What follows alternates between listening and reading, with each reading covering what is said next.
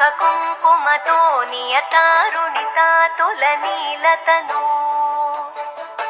कमलायतलोचनलोकपते विजयी भव वेङ्कटशैलपते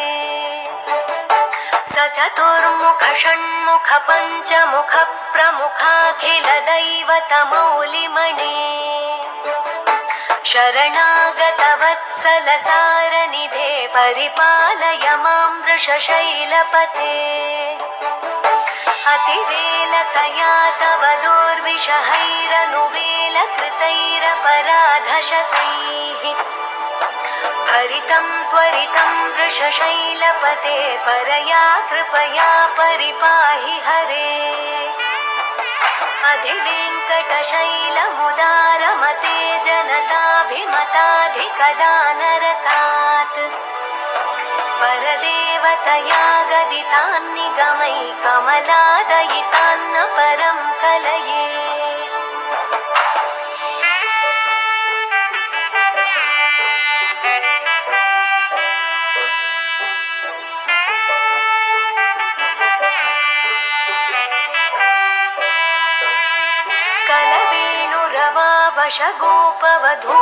कलवेणुरवावशगोपवधूशतकोटिभृतात् स्मरकोटिसमात् प्रतिवल्लविकाभिमतात् सुखदात् वसुदेवसुतान्न परं कलये अभिरामगुणाकरदाशरथे जगदेकधनुर्धर धीरमते रघुनायक राम रमेश विभो वरदो भवदेव दया जलधे अवनीतनया कमनीयकरं रजनीकरचारुमुखाम्बुरुहम् रजनीचरराजतमो मिहिरं महनीयमहं रघुराममये सुमुखं सुहृदं सुलभं सुखदं स्वनुजं च सुखाय ममोघशरम् अपहाय रघुद्वहमन्यमहं न कथञ्चन जातु भजे